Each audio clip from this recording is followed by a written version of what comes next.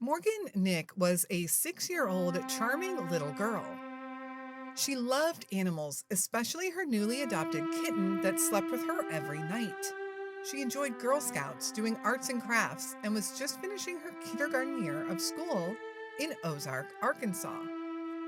She was the big sister to a younger brother and a younger sister, and even though her parents had recently divorced, her family life was stable and happy. On Friday, June 9th, 1995, a friend invited Colleen Nick to come to their child's Little League game in Alma, Arkansas. Alma was about 30 minutes from the Nicks' home in Ozark, Arkansas.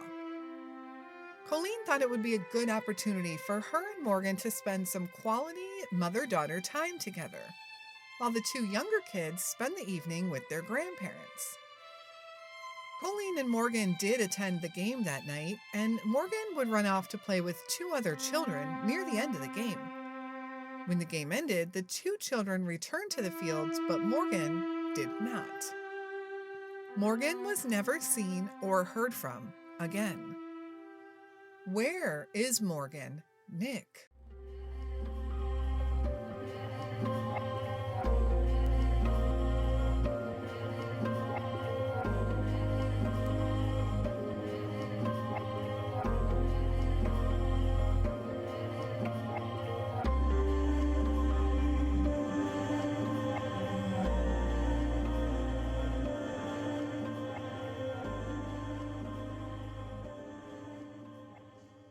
Hello, and welcome back to the Where Are They podcast.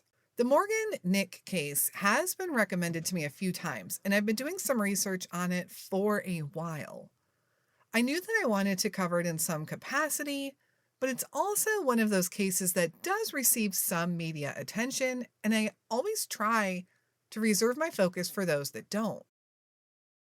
However, I started asking some people recently if they were familiar with the 1995 Morgan Nick case, and everyone I had asked said they were not.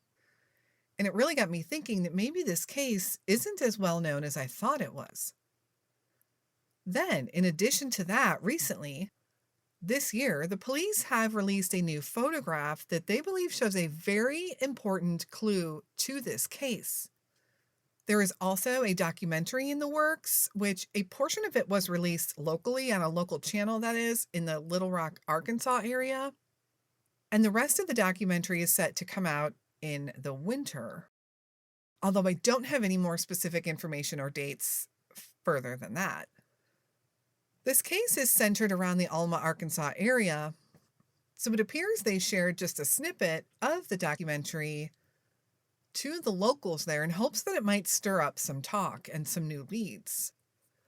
The documentary scheduled to be released in these coming months is tentatively titled Missing Morgan Nick.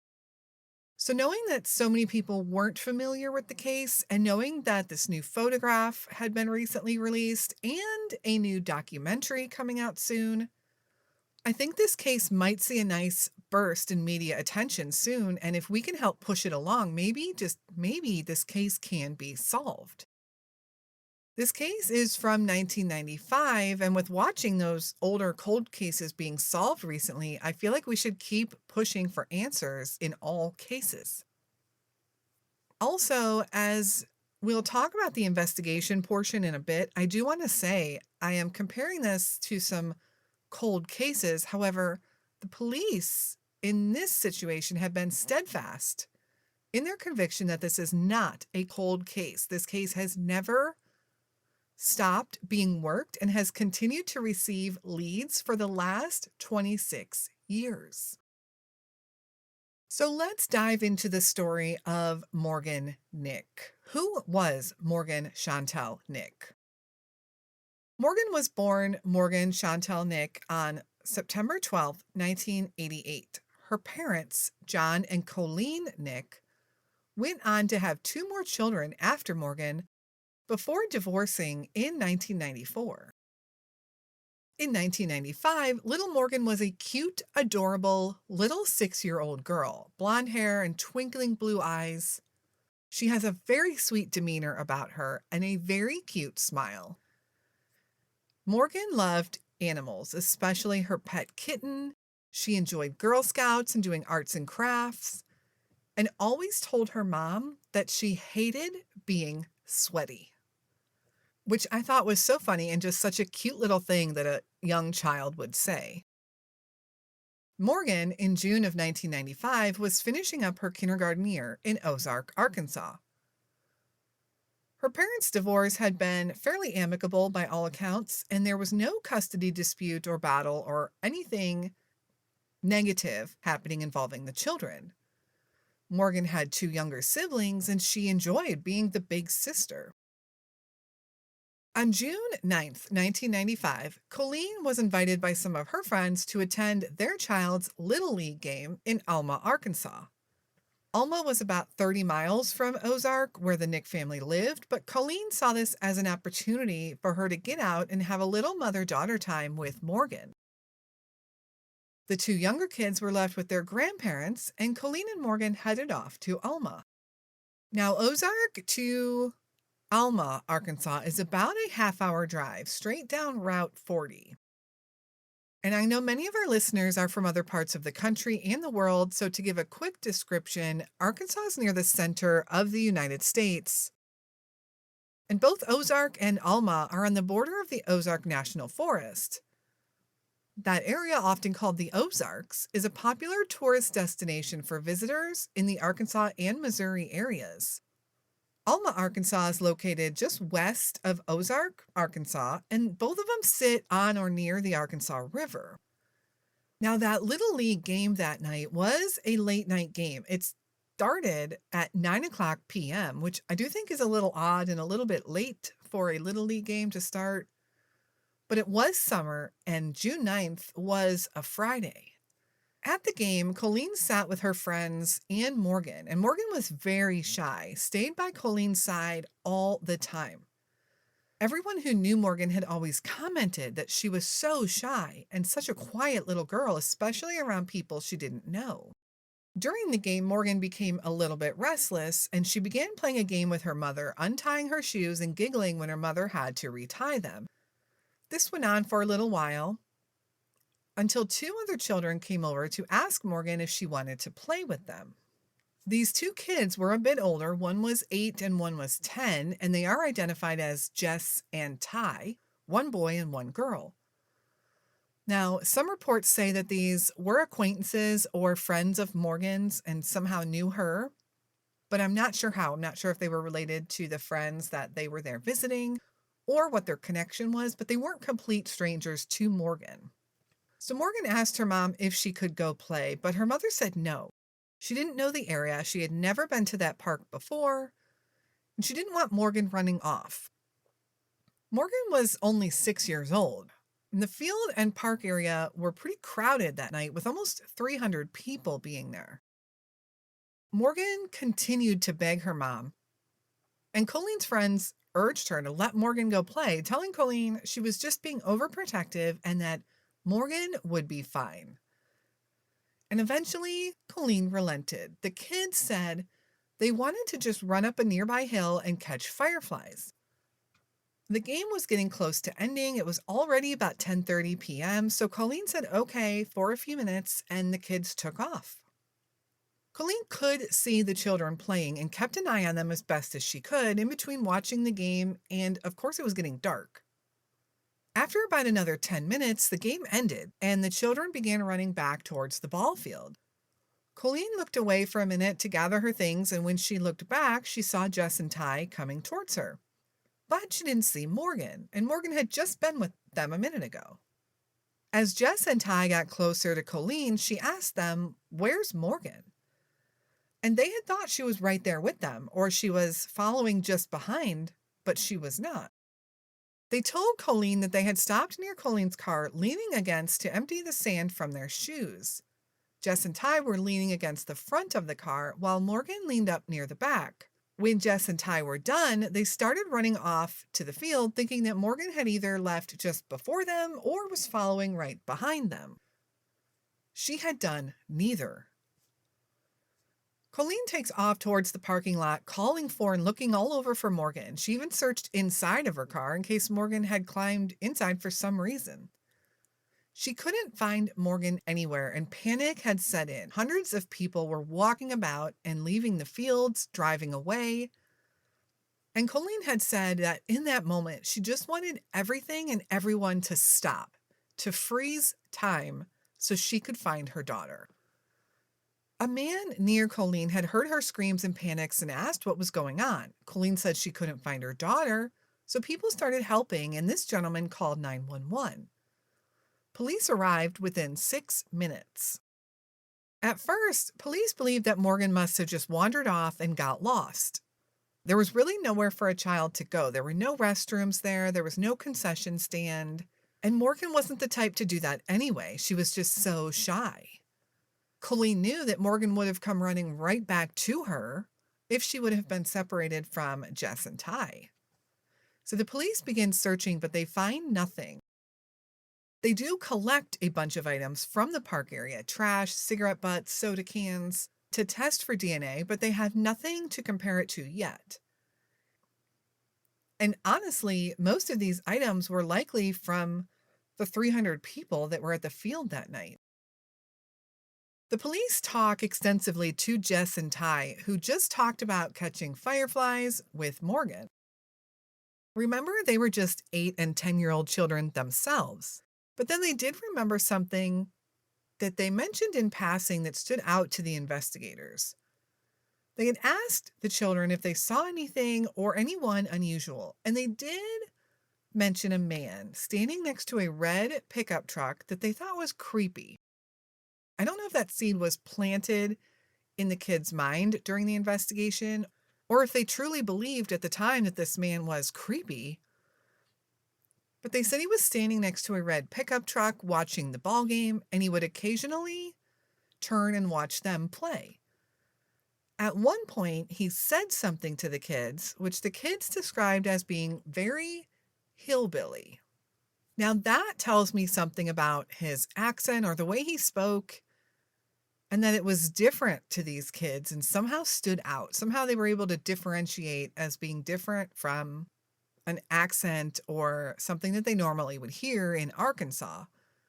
And I'm not 100% sure on the accent or dialect that might be considered normal to the children in Arkansas, but something must have been a little different, or at least accentuated about the way he spoke. The kids also told police that this man had on denim cutoff shorts, no shirt, he had a hairy chest, and no shoes. He had salt and pepper gray hair, a light mustache and beard, and was listed as 25 to 38 years old, although no one is quite sure how accurate that is for an age range.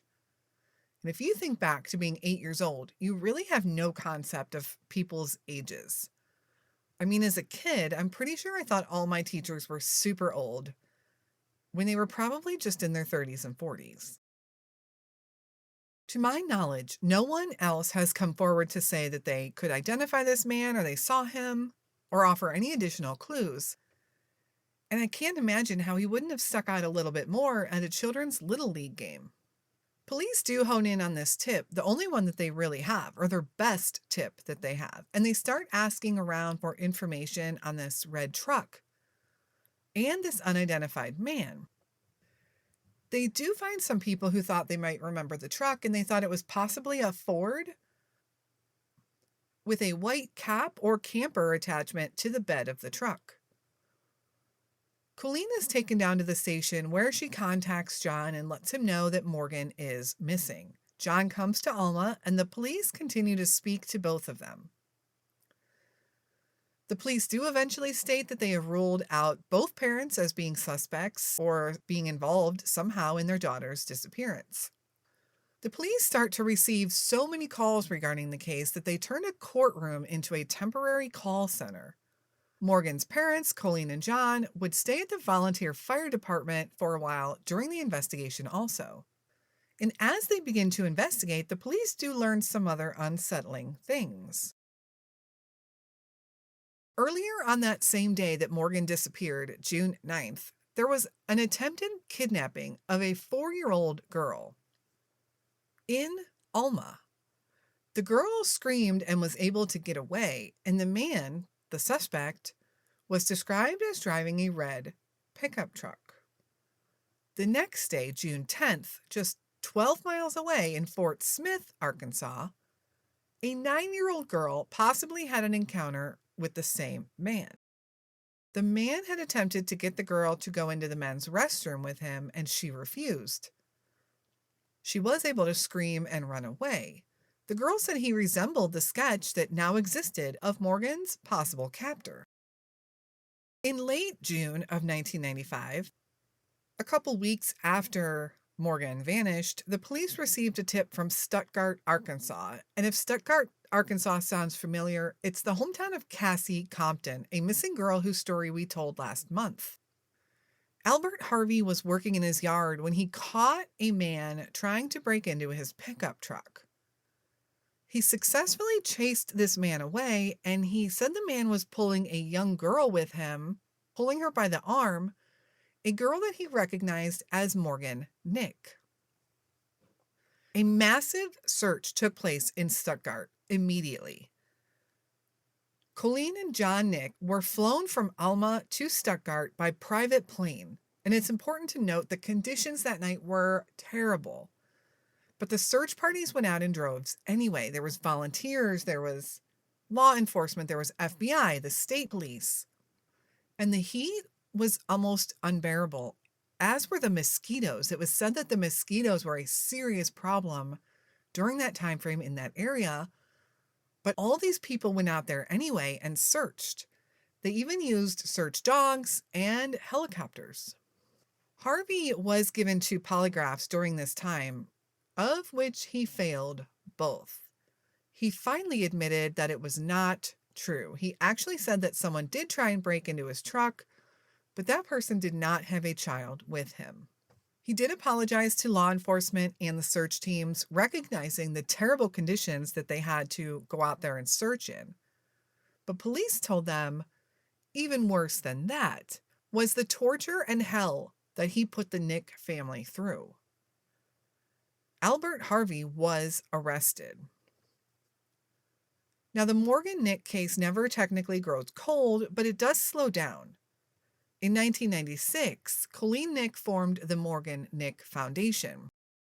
It was a way to help other families of missing children. They offer support, they help make flyers, they provide families with resources and help that she had learned through her search for Morgan. Arkansas would also rename their Amber Alert system to the Morgan Nick Alert. In January of 2000, police received a tip that Morgan was buried on a property in Boonville, Arkansas. Boonville is about an hour south of Alma, and they must have believed this tip to be credible because the state police and the FBI commenced in Boonville and began to dig. One agent describes the dig as being super tedious, as they would dig an inch of dirt and then they would have forensic teams go through it. Then they would do another inch, and so on and so on. But nothing would be found. On November 15th, 2010, a confidential informant told police that he believed Morgan Nick was buried at the home of a convicted child molester in Spiro, Oklahoma. This person was currently incarcerated, so the place was vacant. It was a mobile home located in a rural area. Spiro, Oklahoma is actually near the border of Arkansas. They received a warrant to search the home, which they did, looking for any sign that Morgan had been there. But again, they didn't find anything. In 2017, they went back to this home with another warrant to search the outdoor areas and perform a dig in the surrounding land of the home. And after another slow and meticulous search of the property, still nothing was found. In 2012, police discovered 2 people using Morgan's identification and social security number. They were able to track them down and arrest them, and they were identified as Tanya Smith and James Monhart. Police would investigate, wondering if they had anything to do with Morgan's disappearance. But police believed they were not involved in her abduction in any way, but rather 2 felons using stolen identities. Another interesting development would come when an investigative journalist did some digging into John Nick and found some scary connections. Now, just to remind everyone, John Nick was ruled out as a suspect, and being Morgan's father, I'm not trying to place any unnecessary trauma on the family, but this investigator did find some very troubling information. Information that can be corroborated with court documents. In the early 1990s, and possibly continuing indefinitely, John Nick was a low-level drug dealer, mostly marijuana. In 2006, a man by the name of Clifford Joe Pullen was arrested. In the court documents, it stated that they discovered the activities of Clifford Joe Pullen after the Drug Task Force was monitoring drug activity around John Nick. So it seems Morgan's dad was being watched by this task force, which led them to Clifford Pullen, who was discovered to be the supplier to John Nick. There is actually some very specific information that you can read up on detailing how a confidential informant was given $2,000 to go purchase drugs from John Nick. And you can find all that information online if you do want more info on it. And I will also link that in the notes as well. But most importantly, that incident led to some other important discoveries that the public wasn't all quite aware of. John Nick had quite a rap sheet. July 1987, battery in the third degree. July 1987, legacy system criminal violation. July 1987, criminal mischief in the second degree. January 2006, possession of a controlled counterfeit substance, third offense, Class C felony. January 2006, drugs and firearms, simultaneous possession. January 2006, possess, use, deliver, and advertise drug paraphernalia. January 2006, endangering the welfare of a minor, second degree. The charge of endangering the welfare of a minor in the second degree was not prosecuted in the proceedings, possibly as part of a plea deal. Pullen was known to visit John's house often, both prior to Morgan's disappearance and after. And people would describe his visit as very casual, and as a lot of times in the cases of drug deals or suppliers, they don't knock and they would just walk right in. So this Clifford Pullen would show up to the Nicks' home and just walk in. He was comfortable enough and casual enough. There was no knocking, ringing the bell. He would just walk right in. And because of his close relationship with John, it is believed that Pullen knew Morgan also. In July of 1995, just 1 month after Morgan went missing, Clifford Pullen was arrested and charged with violation of a minor in the first degree. He was found guilty. He would go on to be in and out of prison his whole life, his last charge coming to him when he was 80 years old. He was then sentenced to 30 years, meaning he would obviously live out his life in prison. And indeed he did. He died in 2016 at age 88.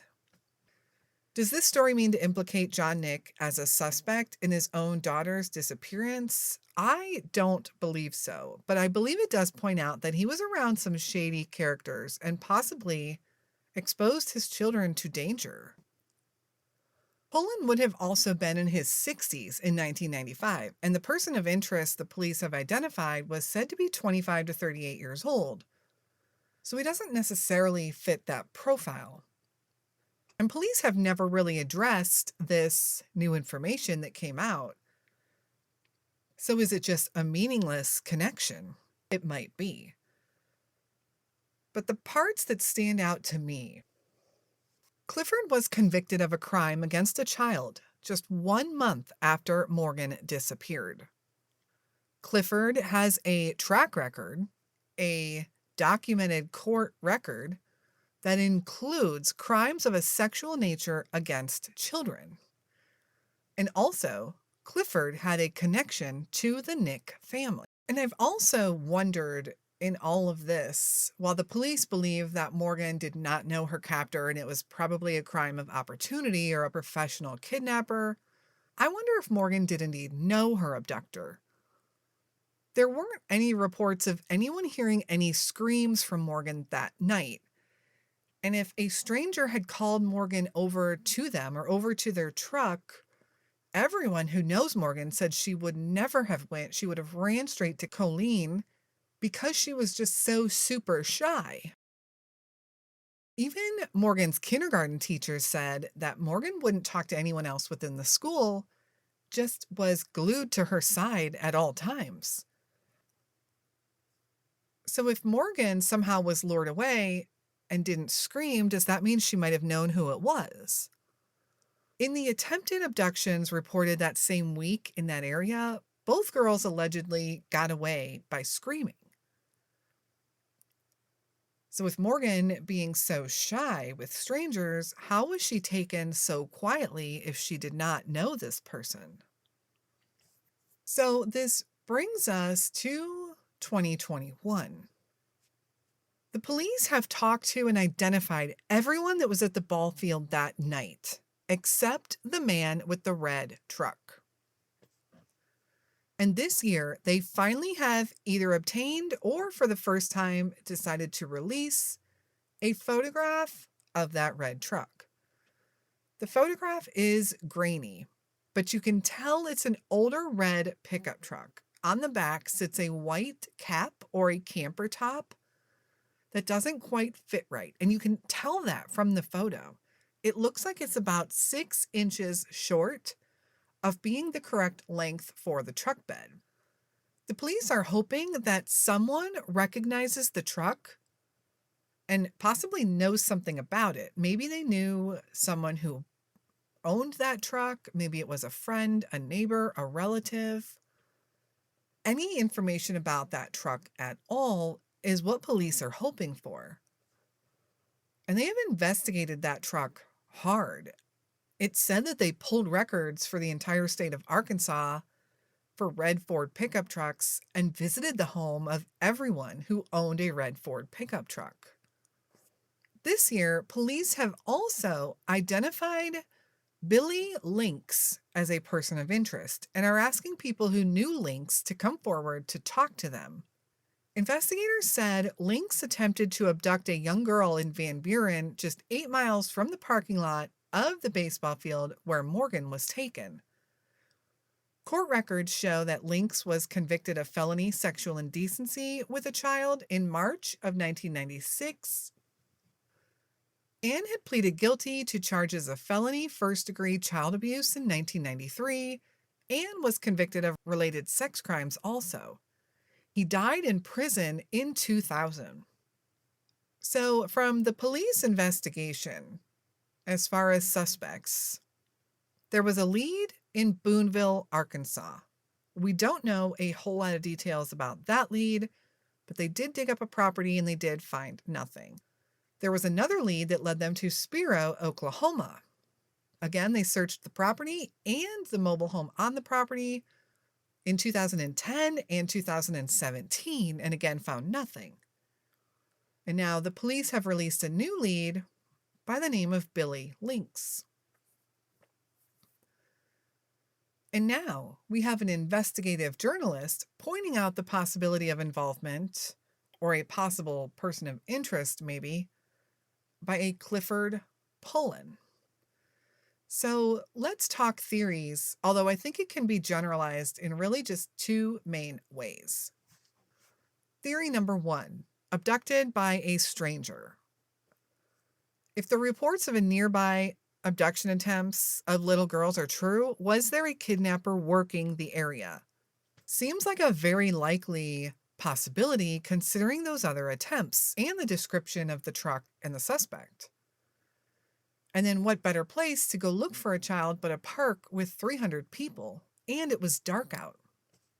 I still think they had to be pretty brazen to attempt to abduct someone in such a crowded area, but it was 10:45 p.m. at night, and aside from it being dark, everyone was really preoccupied with the ball game, with their families, with their children. and it was probably really noisy. It's just a shame that if that's what did happen, that no one saw anything or was even able to stop it. So was this person a professional? Was the truck camper top, the one that didn't fit right, was it there to provide cover to hide a child? Which then makes me wonder if there was more than one person involved. This would allow one person to grab the child, put her in the back of the truck where another person could keep them quiet. Theory number 2, was she abducted by someone she knew? This would explain Morgan possibly going up to the person willingly and not screaming. Maybe this person knew that Morgan and her mom would be there that night. Perhaps the whole thing was arranged and set up from the beginning. The police do believe that it was likely a stranger abduction, which statistically is very, very rare, accounting for less than 1% of child abductions. The children that were with Morgan that evening, playing and catching fireflies, have spoken out recently about how that night still haunts them. They were just 8 and 10 years old, and being thrust into an investigation like that and knowing your friend had possibly been kidnapped had to be so traumatizing. Colleen continues to help investigators search for her daughter and works relentlessly with her foundation, the Morgan Nick Foundation. You can find more information on their work and mission at morgannickfoundation.org. Also, keep in mind that new documentary is scheduled to come out this winter and hopefully can thrust Morgan's case back into the spotlight and possibly bring some clues and answers and closure for the family. In the meantime, we will continue to share her story and the photo of the red truck in hopes that someone, somewhere, knows something.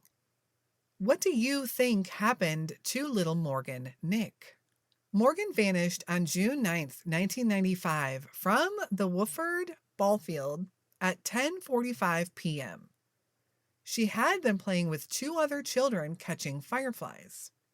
On that date, Morgan was described as being 6 years old, about 4 feet tall, and weighing around 55 pounds. She had blonde hair, blue eyes, and was known to be very shy and quiet.